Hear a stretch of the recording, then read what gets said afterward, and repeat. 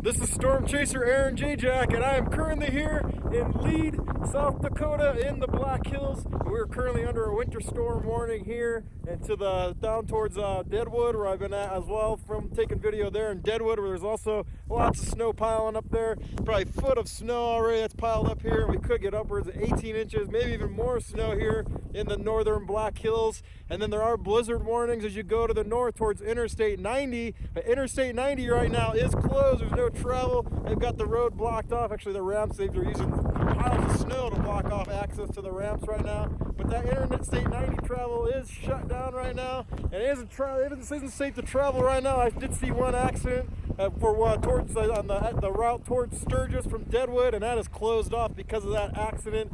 So I did take another route towards I-90 to the north there, but again, it was all closed off there. Lots of wind up there and snow, and this should continue through the afternoon into the evening. This snowfall and these strong winds as this low pressure potent winter system moves away from the area, and just blankets the northern plains here with snow. You can see behind me the wind is blowing quite hard back here. Still snowing pretty good, and yeah, this is a pretty good winter storm.